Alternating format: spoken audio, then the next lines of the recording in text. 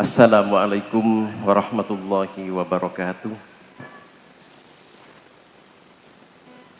Alhamdulillah wassalatu wassalamu ala rasulillah wa ala alihi wa mawalah amma ba'du. Yang mulia dan kami muliakan para masyayikh, para kiai, wabil khusus pengasuh Pondok Pesantren Al-Hikmah Ibu Nyai Hamiatul Kiptiah beserta seluruh keluarga. Yang kami muliakan Ki Haji Waryono Abdul Ghafur. Beliau ini hadir dalam dua status, mewakili Gusmen sekaligus sebagai pengurus RMI. Saudara-saudaraku, para khadim Nahdlatul Ulama yang saya cintai, para anggota Banser ini seringkali bikin mata saya berbes ini. Pengabdian beliau ini tanpa batas, sekalipun tanpa upah sama sekali, luar biasa. Saya merasakan khidmah yang luar biasa ketika dalam peringatan 1 abad, Masya Allah. Saya merasa tertinggal jauh khidmah pada masyayikh dibandingkan saudara-saudaraku anggota Banser ini. Luar biasa. Para wali santri dan anak-anakku para santri yang saya cintai, saya berbahagia sekali pada pagi hari ini bisa silaturahim. Terima kasih Gus Ulun sudah melibatkan saya dalam acara yang barokah ini. Bisa silaturahim ke Pondok Pesantren Al-Hikmah. Bisa silaturahim dengan para masyayikh, para kiai, para nahdiyin. Pertemuan semacam ini bagi saya sungguh membahagiakan karena saya merasa selalu dekat dengan para masyayikh, selalu dekat dengan para kiai, dan ini merupakan hal yang menurut saya harus kita jaga.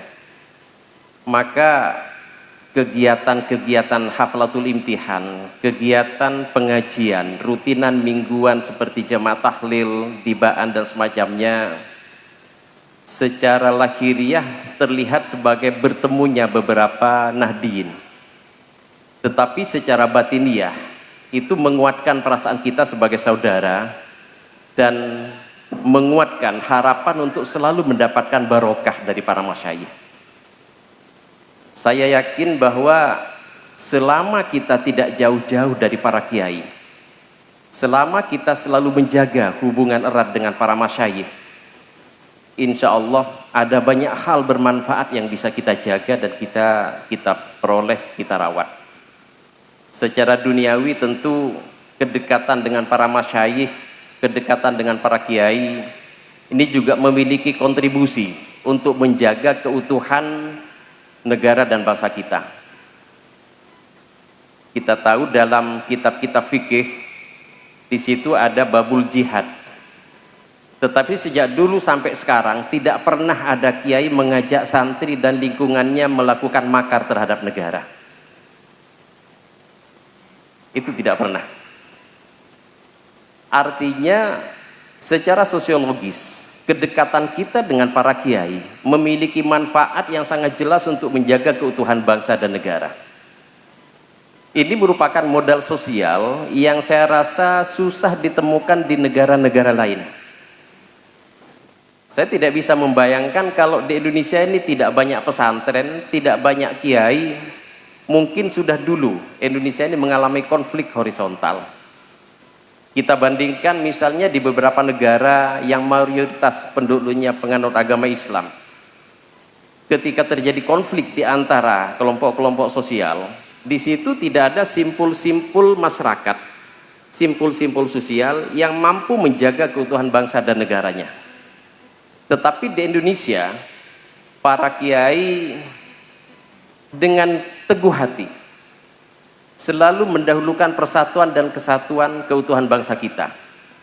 Ini merupakan manfaat lahiriah, manfaat duniawi yang menurut saya harus kita jaga.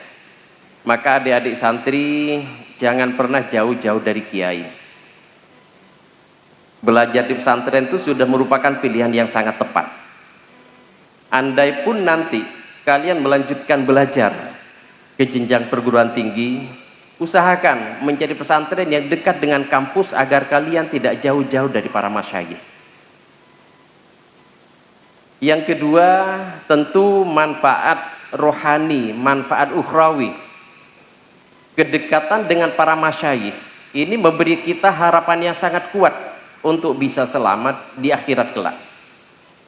Di dalam Al-Quran sangat jelas sekali dikemukakan, a'udzubillahi minasyaitonirrajim, wasiqal ladzina taqaw rabbahum ilal jannati zumar.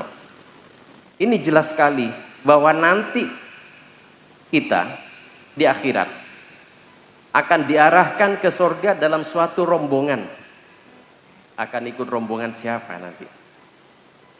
Kalau kita tidak memiliki mata rantai keilmuan, tidak memiliki sanad ilmu dan amal, maka kita akan terlepas dari rombongan para masyayikh.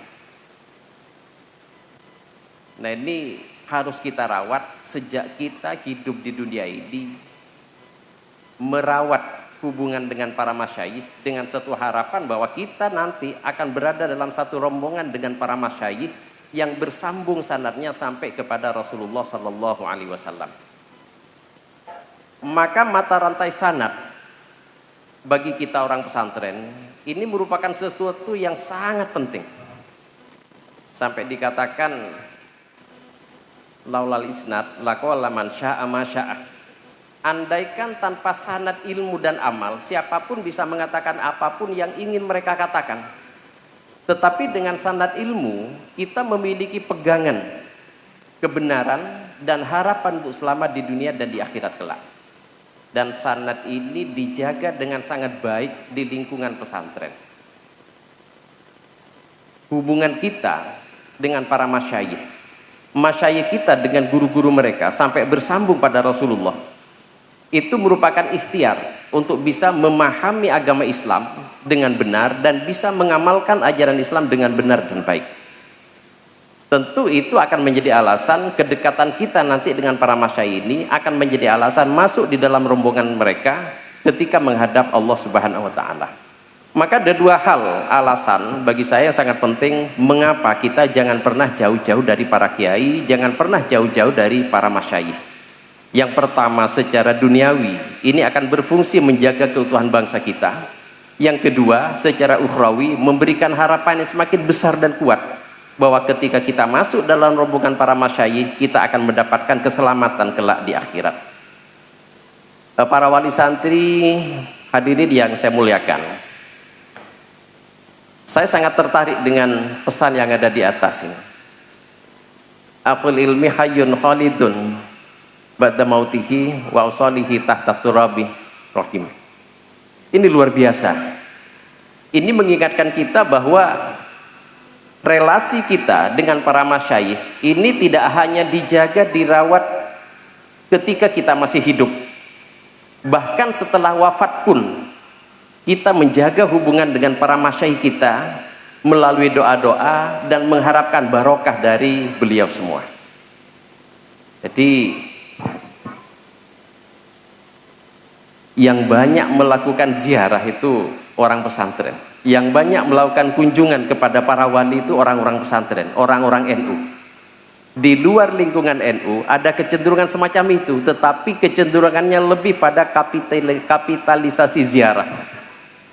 Beberapa bulan yang lalu saya membaca sebuah artikel yang menulis bahwa ziarah memiliki dua dimensi.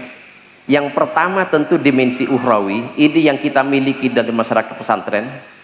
Yang kedua dimensi ekonomi, menjamurnya masyarakat yang berziarah kepada masyayikh, berziarah pada wali songo, di situ dilihat sebagai peluang bisnis. Karena mereka mesti membutuhkan perlengkapan transportasi. Nah, mengapa tidak kita orang NU yang menangkap peluang bisnis ini, menyediakan alat transportasi untuk nahdiyin yang ingin ziarah ke Makbarah Wali Songo? Mengapa justru orang di luar pesantren, di luar nahdiyin yang menangkap peluang bisnis ini untuk ziarah ke sana? Nah, dengan dua hal ini, kalau kita bisa lihat dua peluang ini akan membesarkan jamaah nahdiyin secara duniawi dan akan menguatkan kita secara ukhrawi. Maka hubungan kita dengan para masyayikh ini tetap harus dijaga, tidak hanya ketika beliau berada di dunia, tetapi juga termasuk ketika beliau berada di akhirat. Saya punya cerita menarik, menurut saya mungkin ini merupakan contoh menarik. Ada seorang kiai, beliau senior saya di Anokai dulu, sudah sangat senior, Kiai Haji Ahmad Fauzi Siran. Kemarin kita ke pesantrennya Gus Ulun ya. Kiai Fauzi ini sejak mondok di pesantren di Anokai, dia nyaris tidak pernah belajar matematika. Ketika beliau selesai dan hampir menikah, oleh Kiai Ilyas dan Kiai Sajat gurunya disuruh pindah ke Sidogiri untuk tabaruk. Beliau berangkat karena itu sudah merupakan saran, petunjuk, perintah dari kiainya. Sampai di Sidogiri, tiba-tiba setelah 1 minggu beliau diperintahkan untuk mengajar matematika, aljabar.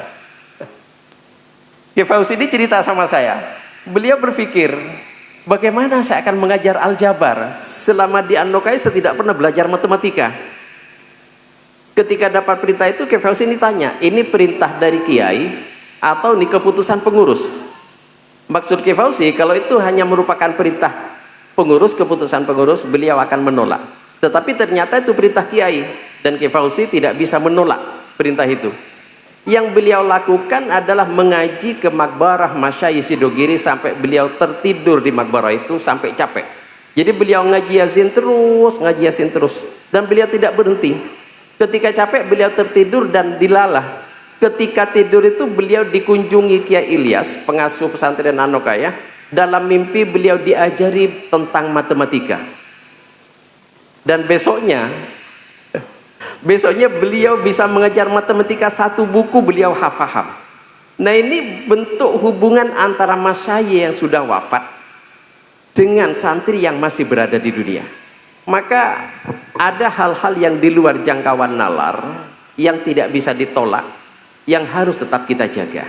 Maka saya berharap kesempatan kali ini juga merupakan haul dari Kiai Haji Zainal Arifin. Ini juga bagian merawat hubungan kita, hubungan rohani kita dengan para masyayikh.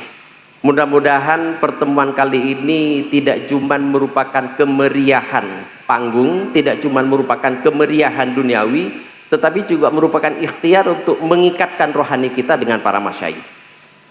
Para hadirin, demikian yang bisa saya sampaikan. Mudah-mudahan forum ini membuat kita bersaudara dan menghubungkan rohani kita dengan para masyayikh. Bila ada hal-hal yang kurang berkenan, saya mohon maaf yang tiada terhingga. Wallahul muwaffiq ila aqwamit thoriq. Wassalamualaikum warahmatullahi wabarakatuh.